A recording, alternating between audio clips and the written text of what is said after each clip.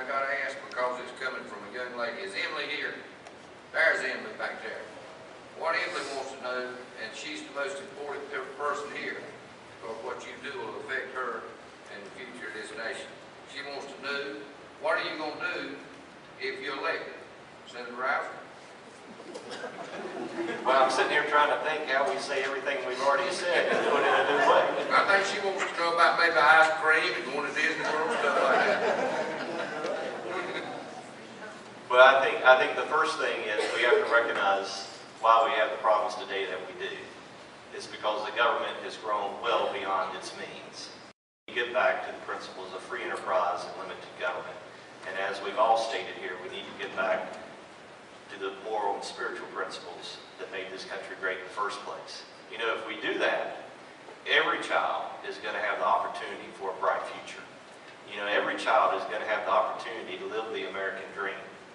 If we tap into our energy supply, as we should, we're not going to be paying $4 a gallon gas. It'd be more like $1.50. You know, that money could be saved to help folks. We need to cut the spending. Because if we don't, you know, the interest rate later is going to kill us. You know, the interest rate and inflation is nothing more than a tax. It just comes in a different form. So we've got to get spending under control. We need to have a stable monetary policy that's tied to the value of precious metals, as it was under the Reagan administration, so we can get a strong dollar again. All those things will help. All those things will help lead to a greater America and a more prosperous America that will be beneficial to every child and every young person coming along today.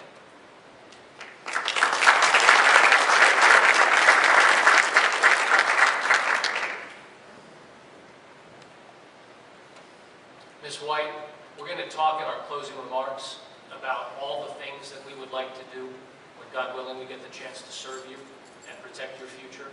But I want to talk about one thing in particular, because you are paying a tax on this today. And so is my 7-year-old, and so is my 9-year-old. And that's the cost of illegal immigration. Do you know that the state of North Carolina spends over $1 billion a year educating the children of illegals in this state?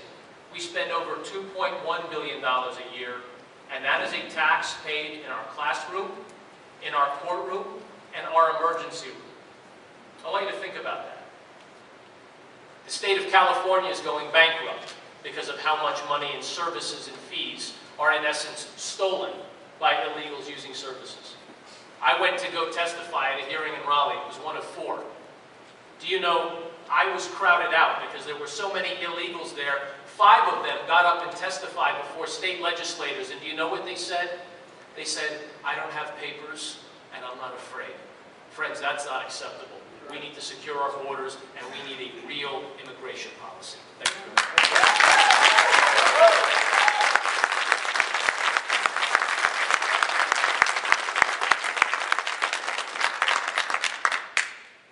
So what would I do if I went to make it to Washington to solve the problem? Well, I think one thing that would solve it would be if everybody that was running for the U.S. House capped their spending at $3,000. I think it would make it a lot better. And but I do believe that the key for us to move forward is getting money out of politics, and I kind of like that idea. And if y'all want to do it, you certainly can. You can send your money back to the guys that gave it to you.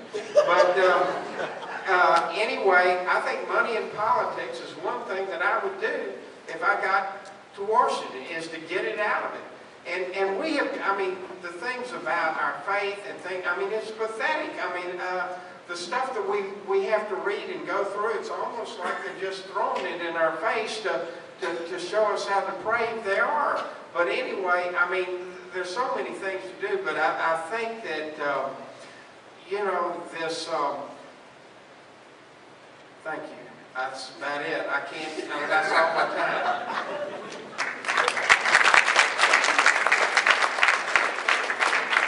Okay, now, in closing, Mr. Rouser, you will be first for Senator Rouser. Mr. Pantano will be second, and Mr. Crow will be third. He was first and now he's third. The Bible has fulfilled itself tonight. Who was first and last? Rouser likes to laugh sometimes when I say something biblical. I don't think he thinks I know anything biblical. I'm not going to comment. Well, let me say thank you to each of you who chose to come tonight and participate in our debate and to be here. That speaks a lot of you, and I appreciate that very much. You know, when I was growing up, I never thought anything about politics.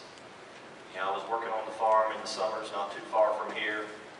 As many of you have heard me say before, you know, my uncle gave me 8 rows of tobacco, and, you know, that was my income for the summer.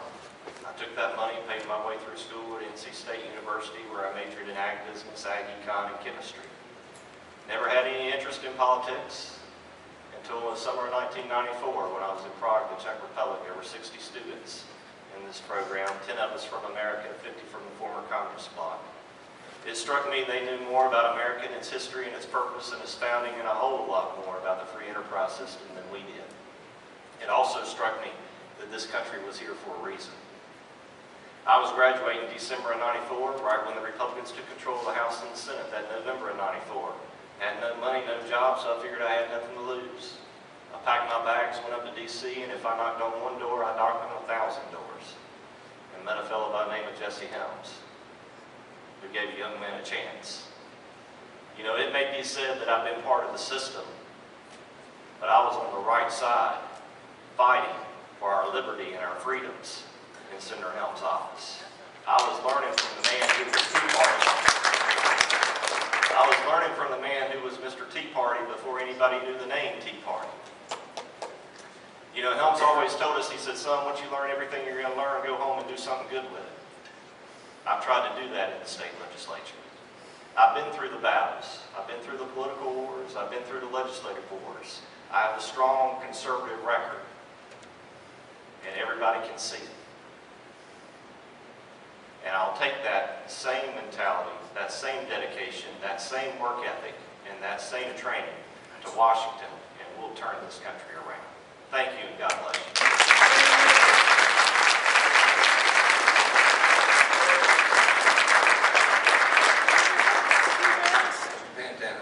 Well, friends, they say freedom is a lot like sausage. Everybody likes it, nobody wants to know how it's made. This is how it's made. It's you sitting, listening, being part of the process. Sometimes these conversations happen in somebody's home, sometimes in a coffee shop or a diner at the side of the road. Today, we're out here, we're appealing to you, we're appealing to your judgment about who is going to have the right set of experiences, the right set of goals, and the temerity and the heart to deliver on that promise. I'm running for Congress for 4 reasons. They're on this card, which I hope you'll take a look at. It's in the back of the room. The first is principled leadership. That's something that I want to do to Washington. The other things I'm going to talk about are things I want to do when we get to Washington. I want to reform a culture, friends. I want to reform a culture that for decades has allowed us to talk about term limits, border security, energy independence, and all of these things, and yet here we are, just kicking the can down the road. So I want to see term limits. I want to end the culture of careerism. I want to get rid of federal pensions for members of Congress. I want to get rid of gold-plated health care for members of Congress, because I don't know when being a representative actually became a career. I don't understand that. To me, it's supposed to be about service. The other things in my platform are things that I will do, God willing, when I get there. A pro-growth agenda means growing the private sector by reducing regulation, lowering taxes, getting rid of this litigated burden, Obamacare, Dodd-Frank, Sarbanes-Oxley.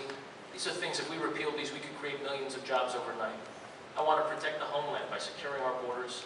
I've got the scars to prove I'm serious after having fought 2 wars. I want to be honest about the threats that we face from Islamic radicals and from China.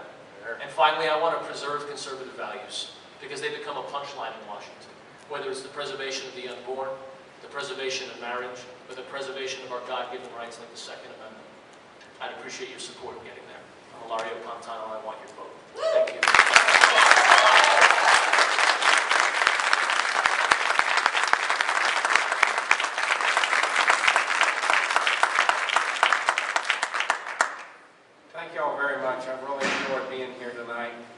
Notational value of interest rate swaps is approximately $247 trillion.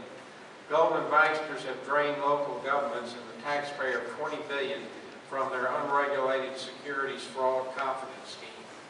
The Fed is an unconstitutional private corporation owned by individuals which loans money to the United States, charges the taxpayer interest approximately $400 billion in 2011.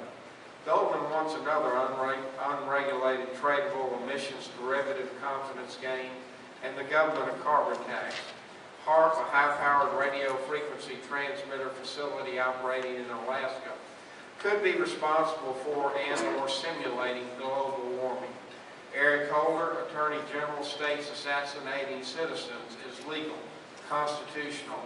2012 NDAA, Obama's National Defense Resources Executive Order, and the list of unconstitutional laws go on and on.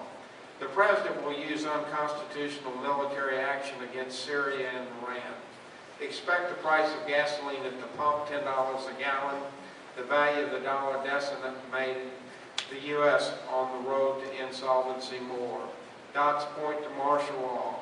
Politicians could stop this, but don't. Why? Money in politics.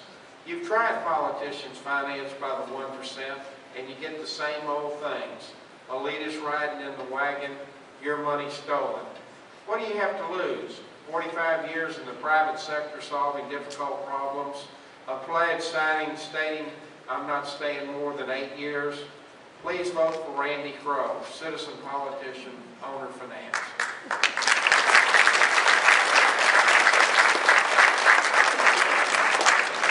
Folks, for all the people that don't know me and the ones that do, I have had a very good time tonight. This has been a great debate. And to the candidates, y'all handled yourself well, did really well. No John King moments. The only thing was the people enjoyed you so much, I missed my fried fish supper tonight, which I shall hold against all of them. But I wish you best of luck, all of you, as you finish this campaign, and I know y'all been working hard. And we look forward to one of you to represent us next fall as we take back this nation and move in a good direction. Let's have a hand for Mr. Patty.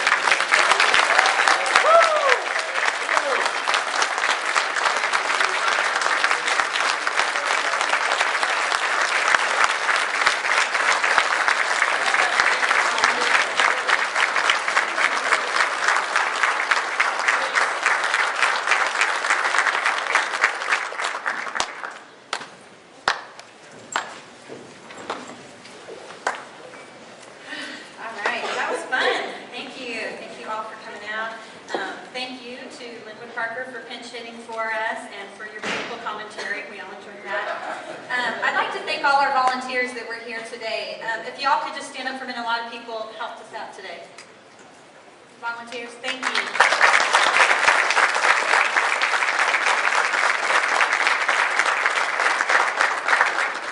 All right, and I'd also like to thank this wonderful Johnston Community College who hosts us here. Kim, are you going to stand up? And is Sean out here somewhere? No, he's actually in the room. Kim and Sean set this whole thing up for us. They put up all these chairs. Thank you so much.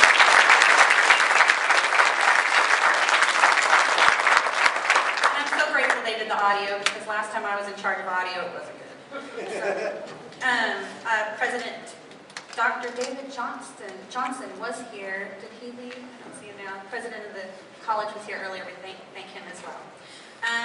Okay, so two things that we heard tonight that our mothers always tell us: don't talk about politics and don't talk about religion. At my house, it's go clean your room. So gentlemen, whichever one of you becomes our representative, I would like to ask you to go clean the room. Go to Washington.